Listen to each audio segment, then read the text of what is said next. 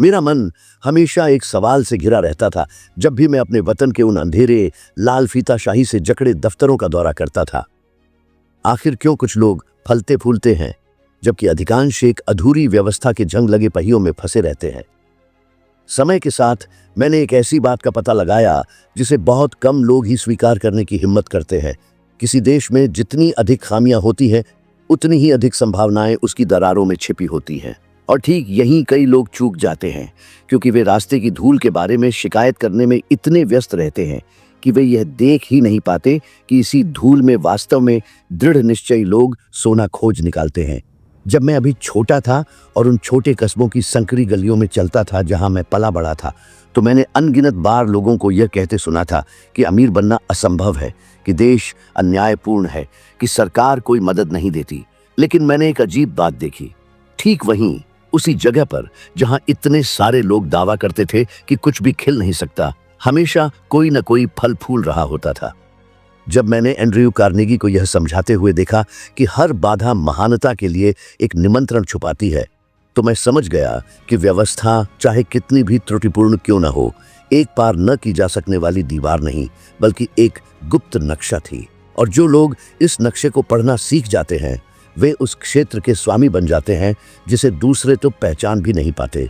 लेकिन मुझे बताओ, आपने कितनी बार देश, अर्थव्यवस्था, बाजार को दोष देने में समय बर्बाद किया है जबकि अन्य उन्हीं कठिनाइयों का सामना करते हुए अदृश्य शॉर्टकट ढूंढते और समृद्ध होते गए?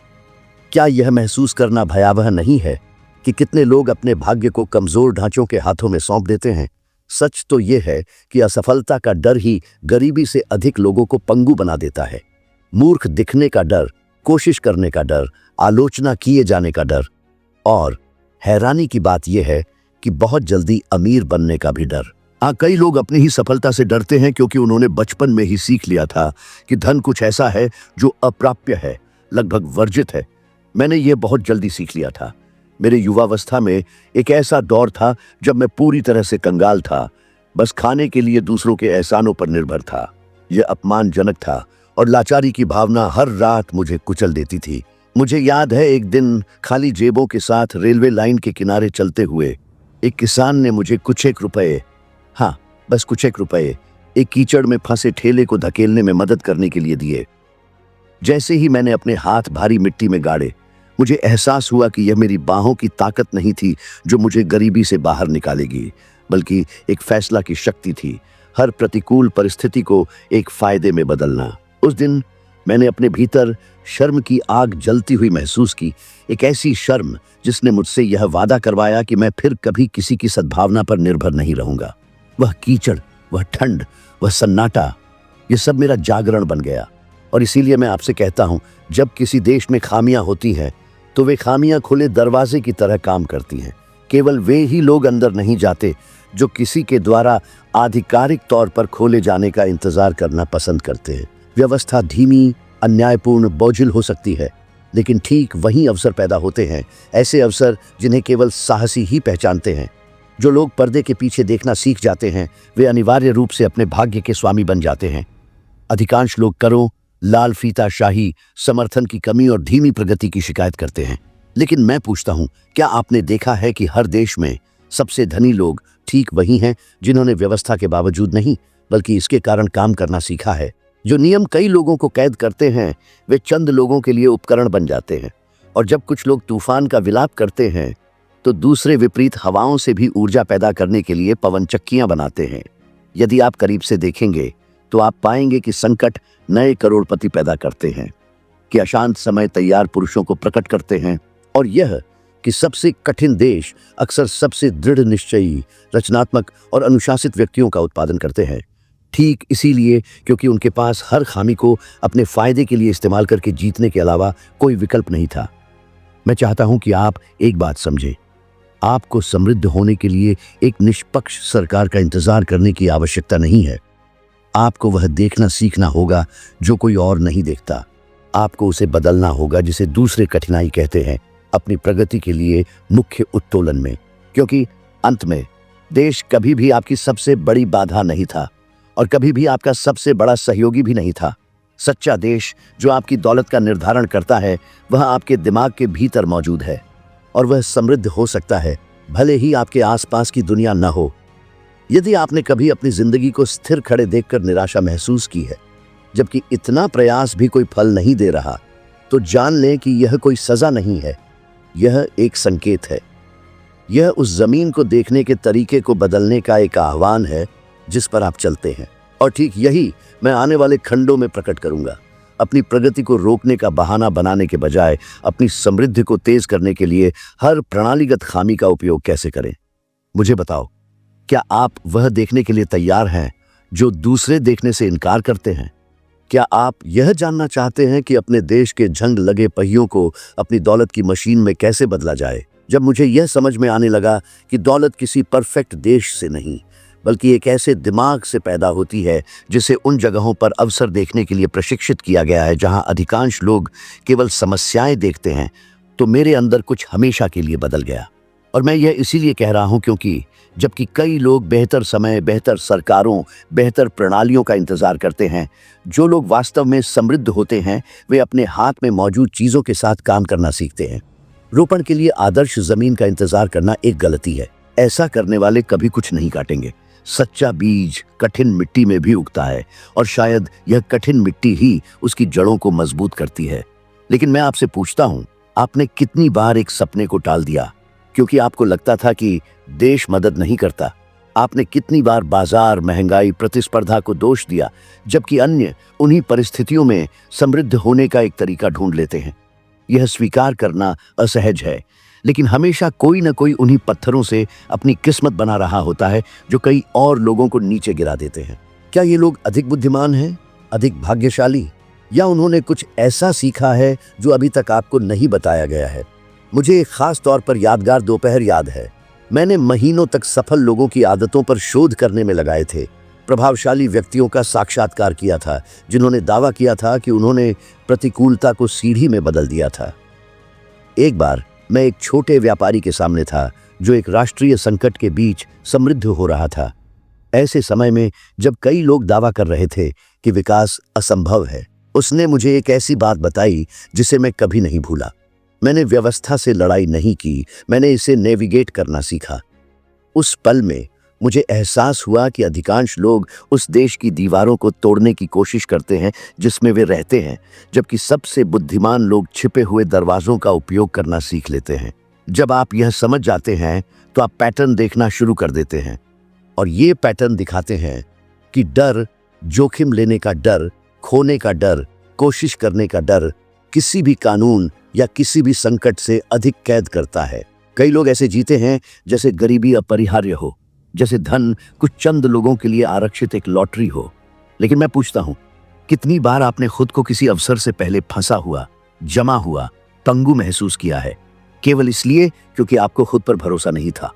मुझे एक दर्दनाक घटना याद है। जब मैं अभी युवा था, मुझे एक अखबार में एक महत्वपूर्ण स्तंभ लिखने का अवसर मिला। मैं डर गया था। मुझे पर्याप्त रूप से अच्छा न होने की, अस्वीकृत होने की, आलोचना किए जाने की असुरक्षा महसूस हुई। मैंने पहले प्रस्ताव को ठुकरा दिया और उस रात अपनी संकरी कोठरी में केवल एक दीपक की रोशनी में अकेला मैंने एक जबरदस्त बोझ महसूस किया, पछतावा और शर्म का मिश्रण। मुझे एहसास हुआ कि मैंने अपने डर को अपने भाग्य का मार्गदर्शन करने दिया था। अगले दिन मैंने संपादक के दरवाजे पर दस्तक दी और कहा कि मैं कोशिश करना चाहता हूं। वह फैसला, वह साधारण फैसला मेरे जीवन की पूरी दिशा बदल गया, और यह इसलिए बदला क्योंकि मैंने अपने भीतर के देश पर विजय प्राप्त की। संदेह और भय का वह क्षेत्र जो अक्सर एक आदमी को जिंदगी द्वारा परखे जाने से पहले ही हरा देता है। अब मैं चाहता हूं कि आप एक महत्वपूर्ण बात समझें। किसी भी देश में कमियां होती हैं। जहां धीमी नौकरशाही है, वहां लोग समस्याओं को जल्दी हल करने के लिए भुगतान करने को तैयार हैं। जहां असमानता है, वहां अधूरी जरूरतें हैं जो व्यवसायों में बदल सकती हैं। जहां संकट है, वहां कमी है और हर कमी अवसर पैदा करती है। जहां लोग शिकायत करते हैं, वहां दूरदर्शी समृद्ध होता है। यह ऐसा है जैसे कि व्यवस्था खुद अपूर्ण और अव्यवस्थित, दृढ़ निश्चयी लोगों को विकास के लिए छोटे गुप्त दरवाजे प्रदान करती है। लेकिन केवल वे ही लोग जो अपनी आंखें प्रशिक्षित करते हैं इन दरवाजों को देख सकते हैं। इससे पहले कि मैं जारी रखूं, मैं एक बहुत ही सरल फिर भी अत्यंत महत्वपूर्ण बात पूछना चाहता हूं। यदि इस बिंदु तक आप इस सामग्री को आत्मसात कर रहे हैं, यदि यह आपके भीतर कुछ जगा रहा है, एक विचार, एक स्मृति, कार्य करने की इच्छा, तो कृपया लाइक बटन दबाएं और चैनल को सब्सक्राइब करें। यह कोई खाली अनुरोध नहीं है। ये कार्य इस काम को मजबूत करते हैं, इस सामग्री को अधिक लोगों तक पहुंचने की अनुमति देते हैं और यह सुनिश्चित करते हैं कि मैं इस जीवन बदलने वाले ज्ञान को लाना जारी रखूं। मेरा विश्वास करें, यह साधारण कार्य इस चैनल को जीवित, मजबूत और बढ़ने में सक्षम रखता है। अब मैं फिर पूछता हूं, आपने अपने देश की खामियों के साथ क्या किया है? क्या आपने उन्हें आपको पंगु बनाने दिया है, या आपने प्रत्येक को एक और कदम ऊपर चढ़ने के लिए एक धक्का के रूप में इस्तेमाल किया है? जो लोग पूर्णता का इंतजार करते हैं, वे इंतजार करते करते मर जाते हैं। जो लोग खामियों के साथ नृत्य करना सीखते हैं, वे किसी भी व्यवस्था की भविष्यवाणी से कहीं अधिक तेजी से समृद्ध होते हैं, क्योंकि अंत में आपके देश की खामियां आपका भविष्य निर्धारित नहीं करती हैं। इसे यह निर्धारित करता है कि आप उन पर कैसे प्रतिक्रिया करते हैं। जीवन उन लोगों को पुरस्कृत नहीं करता जो शिकायत करते हैं, यह उन लोगों को पुरस्कृत करता है जो कार्य करते हैं। और जब आप कार्य करते हैं तो देश एक बाधा बनना बंद कर देता है और एक उपकरण बन जाता है। जब मैंने उन पुरुषों की गहराई से जांच शुरू की जो सबसे अस्थिर परिदृश्यों के बीच समृद्ध हुए, तो मुझे कुछ ऐसा एहसास हुआ जिसे मैं कभी नहीं भूला। उन सभी में सीमाओं को फायदे में बदलने की क्षमता थी। और यह सिर्फ एक प्रतिभा नहीं है, यह एक फैसला है। एक ऐसा फैसला जिसे अधिकांश लोग नहीं लेते, क्योंकि वे उन चीजों का विलाप करने में बहुत व्यस्त रहते हैं जो उनके पास नहीं हैं, बजाय इसके कि वे उन चीजों का उपयोग करें जो उनके पास हैं। यह दिलचस्प है कि मानव मन परिस्थितियों से कैसे प्रभावित होने देता है ना? कठिनाइयों का सामना करने पर कई लोग मानते हैं कि सब कुछ उनके खिलाफ है, जबकि वास्तव में वही चुनौतियां ऐसे रास्ते छिपाती हैं जिन पर चलने की हिम्मत बहुत कम लोग करते हैं। लेकिन मैं आपसे एक सीधा सवाल पूछता हूं, क्या आपने कभी गौर किया है कि लोग जीवन को बदलने की रणनीति बनाने से ज्यादा ऊर्जा उसकी शिकायत करने में खर्च करते हैं? देखें, यह कितना आम है कि स्त्री पुरुष यह कहते हुए मिले, यह असंभव है या देश इसकी अनुमति नहीं देगा। लेकिन क्या वाकई देश ही खलनायक है, या सबसे बड़ी त्रासदी अपनी ही सीमित धारणाओं में फंसकर जीना है? मैं हमेशा खुद से दोहराता हूं, जब मन बंद हो जाता है तो दुनिया की सबसे बेहतरीन व्यवस्था भी मदद नहीं कर पाती, लेकिन जब मन खुल जाता है तो सबसे खराब व्यवस्था भी किसी को समृद्ध होने से नहीं रोक सकती। जब मैं इस बारे में सोचता हूं तो मुझे एक घटना हमेशा याद आती है। एक बार की बात है, मैं आर्थिक अस्थिरता के एक गंभीर दौर में शहर से गुजर रहा था। कई दुकानें बंद हो रही थीं और लोगों के चेहरों पर निराशा और डर साफ झलक रहा था। तभी मेरी मुलाकात एक पुराने परिचित से हुई, एक सीधा सादा आदमी जिसका हमेशा से एक छोटा सा व्यवसाय करने का सपना था, लेकिन वह हमेशा कहता था कि देश कभी अनुकूल परिस्थितियां नहीं देता। मुझे आश्चर्य हुआ, ठीक उसी समय वह एक किराना दुकान खोल रहा था। मैंने उससे पूछा, क्यों, खासकर अब जब देश इतना हिला हुआ है? वह मुस्कुराया और बोला, जब सब पीछे हटते हैं तो जगहों का किराया कम हो जाता है, और जब उम्मीद कम होती है तो अधिकतर लोगों को अवसर दिखाई नहीं देते, लेकिन मुझे दिखते हैं। मैंने कोशिश करने का फैसला किया। ये आदमी इसीलिए समृद्ध हुआ क्योंकि उसने एक जरूरी बात समझी। ज्यादातर लोग केवल तूफान देखते हैं, बहुत कम लोग ये समझते हैं कि यह जमीन साफ करता है। और ठीक इसी बिंदु पर इतने सारे लोग भटक जाते हैं। कमी का डर लकवा मार देता है, बिल न चुका पाने का डर लकवा मार देता है, निंदा का डर लकवा मार देता है।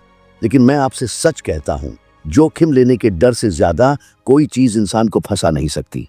क्या आपने कभी ऐसा महसूस किया है? अवसरों को उठते हुए देखा हो, लेकिन महसूस किया हो कि आपका दिल सिकुड़ गया है, आपका मन नहीं कह रहा है, आपके विचार हर कदम को बर्बाद कर रहे हैं। ये जितना आप सोचते हैं उससे कहीं ज्यादा आम है, और यही कारण है कि इतने सारे लोग सालों तक एक ही वेतन, एक ही जिंदगी, एक ही भावनात्मक पैटर्न में फंसे रहते हैं। वे देश के बदलने का इंतजार करते हैं, अर्थव्यवस्था के सुधरने का, चीजों के एक दिन आसान होने का इंतजार करते हैं, लेकिन सही दिन कभी नहीं आता। जीवन केवल उन्हीं का साथ देता है जो तब भी कार्य करने का निर्णय लेते हैं जब सब कुछ प्रतिकूल लगे। मुझे एक वास्तविक घटना याद है जिसने धन के प्रति मेरे दृष्टिकोण को गहराई से आकार दिया।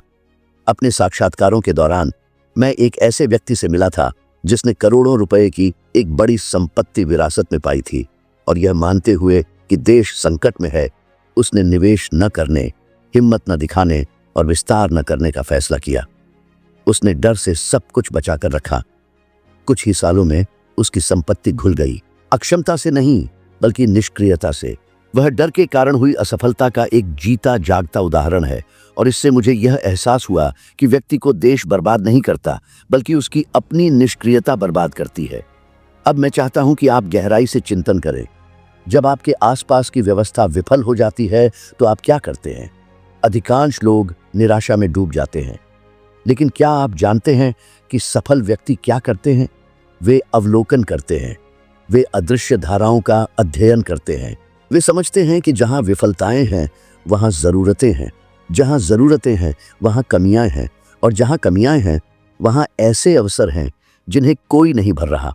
यह ऐसा है मानो व्यवस्था खुद ही केवल सबसे ज्यादा चौकस लोगों के लिए दरारें खोल रही हो। और कई लोग मुझसे पूछते हैं, लेकिन हिल, अगर मेरे पास इतना कम है तो मैं ऐसा कैसे कर सकता हूं? और मैं हमेशा जवाब देता हूं, ठीक तभी जब आपके पास कम होता है मन सबसे ज्यादा आविष्कारक हो जाता है। कमी जब समझी जाती है तो ताकत में बदल जाती है, लेकिन कमी जब उससे डरा जाता है तो जेल में बदल जाती है। तो अपने देश को नई नजरों से देखें। अगर नौकरशाही धीमी है तो किसी को तेजी की जरूरत है। अगर बेरोजगारी बढ़ती है तो किसी को सुलभ सेवाओं की जरूरत है। अगर अर्थव्यवस्था सिकुड़ती है तो कोई सस्ते विकल्प ढूंढ रहा है। हमेशा हमेशा कोई न कोई ऐसी चीज ढूंढ रहा होता है जो पेश नहीं की जा रही, और वहीं आपका छिपा हुआ अवसर निहित है। लेकिन ध्यान दें, अवसर देखना ही काफी नहीं है, कार्य करने के लिए साहस चाहिए। और वह साहस तभी पैदा होता है जब आप अपने भीतर की लड़ाई जीतते हैं, डर के खिलाफ, संदेह के खिलाफ, उस आवाज के खिलाफ जो कहती है कि यह असंभव है। मन में एक गरीब देश को उपजाऊ जमीन में बदलने या एक अमीर देश को बंजर खेत में बदलने की शक्ति है। सब कुछ इस बात पर निर्भर करता है कि आप कैसे सोचते हैं, प्रतिक्रिया करते हैं और निर्णय लेते हैं। जब मैंने असाधारण दिमाग वाले व्यक्तियों का साक्षात्कार लेना शुरू किया तो मैंने एक लगभग परेशान करने वाला पैटर्न देखा। उन सभी ने अपनी आबादी के बाकी हिस्सों की तुलना में अपने परिवेश को अधिक ध्यान से देखना सीख लिया था। जब ज्यादातर लोग राजनीति, खाने की कीमतों, करों या अस्थिरता की शिकायत करने में व्यस्त थे, तब ये व्यक्ति उसी ऊर्जा का उपयोग व्यवस्था की कमजोरियों की जांच करने के लिए करते थे। और जहां भी कमजोरी होती थी वे वहां एक प्रवेश द्वार देखते थे। जब देश कई लोगों की नजरों में डूबता हुआ लग रहा था, तब उन्होंने केवल एक ऐसा समुद्र देखा जिसकी लहरों का उपयोग किया जा सकता था। लेकिन मैं आपसे सीधा कुछ पूछता हूं, आपने कितने अवसर हाथ से जाने दिए क्योंकि आपने सोचा कि आप बहुत छोटे, बहुत गरीब, बहुत अनुभवहीन हैं? आपने खुद से कितनी बार कहा है कि जब देश सुधरेगा तब आप आखिरकार वह करेंगे जो करने की जरूरत है? इस खामोश इंतजार ने आपको अब तक कितने साल गंवा दिए हैं? सच ये है कि समय किसी का इंतजार नहीं करता, और जब कई लोग स्थिर खड़े रहते हैं, घड़ी एक ऐसे पहिए की तरह घूमती रहती है जो अनिर्णायक लोगों को पीछे छोड़ देती है। मैंने यह कठिन तरीके से सीखा। मेरे जीवन में एक ऐसा दौर था जब सब कुछ बिखरता हुआ लग रहा था। मैंने लगभग सब कुछ खो दिया था। मेरी किताबें पहले की तरह नहीं बिक रही थीं और काम की कमी थी। देश गंभीर अस्थिरता से गुजर रहा था और रोज मैं लोगों को यह कहते हुए सुनता था कि कुछ भी आजमाने का समय नहीं है, कि एकमात्र समाधान इंतजार करना है। लेकिन मैं जानता था अनुभव और अध्ययन से कि इंतजार करना सपनों वाले व्यक्ति के लिए सबसे खतरनाक कार्य है। और ठीक उसी क्षण मैंने कार्य करने का फैसला किया। मैंने उद्यमियों के दरवाजे खटखटाने शुरू किए, सम्मेलनों, व्याख्यानों, परामर्शों की पेशकश की, कुछ भी जो उनके दिमाग को बदलने में मदद कर सके। कई ने मना किया लेकिन कुछ ने स्वीकार किया, और वे कुछ ही मेरे भीतर की आग को फिर से जलाने के लिए पर्याप्त थे। मैंने पाया कि सबसे खराब स्थिति में भी हमेशा कोई न कोई होता है जो विकास की तलाश में होता है। हमेशा कोई न कोई होता है जो उन्हें जगाने वाला शब्द सुनने को तैयार होता है। इस अनुभव ने मुझे कुछ अनमोल सिखाया। जब समय कठिन होता है तो दुनिया उन लोगों में बढ़ जाती है जो छिप जाते हैं और जो सामने आते हैं। जो सामने आते हैं वे जीतते हैं, जो छिप जाते हैं वे गायब हो जाते हैं।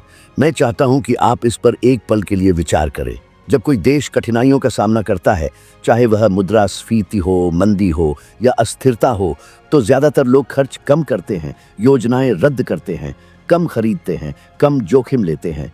इससे बाजार में एक सन्नाटा छा जाता है और उस सन्नाटे में जो कोई भी आगे बढ़ता है वह अपार शक्ति के साथ बाहर खड़ा होता है। यह एक अंधेरे खेत में दीपक जलाने जैसा है। हर कोई उसे देखता है और शायद पहली बार आपको एहसास होता है कि समृद्ध होने के लिए आपको ज्यादा संसाधनों की जरूरत नहीं है। आपको बस दूसरों से ज्यादा साहस चाहिए। लेकिन साहस पर्याप्त नहीं है अगर आप नहीं जानते कि कहाँ कार्य करना है, और इसके लिए आपको व्यवस्था की कमियों, आपके देश द्वारा प्रस्तुत अंतर्निहित खामियों को पहचानना सीखना होगा। नौकरशाही वाले देशों में लोग समय बचाने के लिए भुगतान करते हैं। अस्थिर देशों में लोग भावनात्मक सुरक्षा चाहते हैं। लगातार आर्थिक दिशा बदलने वाले देशों में लोग विश्वसनीय मार्गदर्शन की तलाश करते हैं। असमानता वाले देशों में हर दिशा में अधूरी मांगें हैं। परिवहन, किफायती भोजन, छोटी मरम्मत, त्वरित सेवाएं, स्थानीय व्यापार, सस्ते समाधान। और यहाँ कुछ ऐसा है जिस पर आपने शायद कभी विचार नहीं किया होगा। सबसे लाभदायक कमियां वे हैं जिनसे आप हर रोज बिना ध्यान दिए सामना करते हैं। काम पर आपकी यात्रा, वह समस्या जिसका आपको किसी चीज को ठीक करने की कोशिश करते समय हमेशा सामना करना पड़ता है, वह कठिनाई जिसका आपके पड़ोसी जिक्र करते हैं, आपके परिवार की किसी विशिष्ट सेवा की जरूरत। ये सभी स्पष्ट संकेत हैं कि देश ने अभी तक क्या प्रदान नहीं किया है, और अगर देश इसे प्रदान नहीं कर रहा है तो कोई और कर सकता है। आप क्यों नहीं? मुझे पहली बार एक महान राजनीतिक नेता के कार्यालय में प्रवेश करने का वो समय याद है जब मैं एक सलाहकार के रूप में अपने शुरुआती सालों में था। मैं वहां बस अवलोकन करने, निर्णयों का अध्ययन करने और यह समझने के लिए था कि एक राष्ट्र पर शासन करने वाले व्यक्ति का दिमाग कैसे काम करता है। और उस अनुभव से मैंने जो सबसे बड़ा सबक सीखा वह आधिकारिक घोषणाओं से नहीं बल्कि एक साधारण पल से आया। राष्ट्रपति ने थके हुए अपने कर्मचारियों से टिप्पणी की कि शासन करने में सबसे बड़ी कठिनाई समाधान बनाना नहीं है बल्कि लोगों को उन्हें दिखाना है।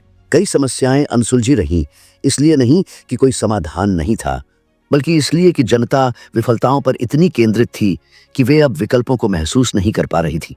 और मुझे एहसास हुआ, अगर एक राष्ट्र भी इस सामूहिक अंधत्व से पीड़ित है तो एक साधारण व्यक्ति की कल्पना करे। इसीलिए जो लोग वह देखते हैं जिसे दूसरे नजरअंदाज करते हैं, वे इतनी ज्यादा आसानी से जीत जाते हैं। और यहीं मैं आपको कुछ शक्तिशाली देता हूं। जब आपका देश एक बाधा जैसा लगता है तो वह वास्तव में आपको दिखा रहा होता है कि छिपा हुआ सोना कहाँ है। कमी रास्ता दिखाती है, समस्या अवसर प्रकट करती है, अनुपस्थिति फैल करने वालों की उपस्थिति के लिए जगह बनाती है। लेकिन केवल अवलोकन करने से आगे बढ़ना जरूरी है। आपको अपने मन को कठिनाइयों के सामने डगमगाने न देने के लिए प्रशिक्षित करने की आवश्यकता है। और अगले खंड में मैं आपको दिखाऊंगा कि अपनी दृष्टि, अपना आत्मविश्वास और कार्य करने की अपनी प्रेरणा को कैसे मजबूत करें, जब तक आप किसी भी देश, अच्छा या बुरा, को धन के लिए एक आदर्श जमीन में बदलने में सक्षम न हो जाए, जितनी तेजी से आप कल्पना कर सकते हैं। मेरे जीवन की सबसे महान खोजों में से एक, और जिसे मैंने एंड्रयू कार्नेगी के सामने बैठकर उनके रहस्य सुनने के दिनों से अपने साथ रखा है, वह यह है कि मानव मन को पूरे भाग्य को बदलने के लिए केवल एक चिंगारी की जरूरत होती है। और वह चिंगारी लगभग हमेशा तब प्रज्वलित होती है जब आसपास का वातावरण बिखरता हुआ लग रहा होता है। ज्यादातर लोगों को इसका एहसास नहीं होता, लेकिन संकट में फंसा देश, एक दोषपूर्ण व्यवस्था, एक अस्थिर अर्थव्यवस्था, ये सभी चीजें एक विशाल दर्पण की तरह काम करती हैं जो दर्शाती हैं कि आप वास्तव में कौन हैं। अगर आप पीछे हटते हैं तो दुनिया आपको निगल जाती है। अगर आप उठ खड़े होते हैं तो दुनिया आपके लिए रास्ता बनाती है। लेकिन मैं आपसे सीधा कुछ पूछता हूं, आपने कितनी बार महसूस किया है कि बाहरी परिस्थितियों के कारण आपका जीवन ठहर गया है? आपने कितनी बार अर्थव्यवस्था को, सरकार को, प्रोत्साहन की कमी को या शुरुआत करने की सरासर कठिनाई को दोष दिया है?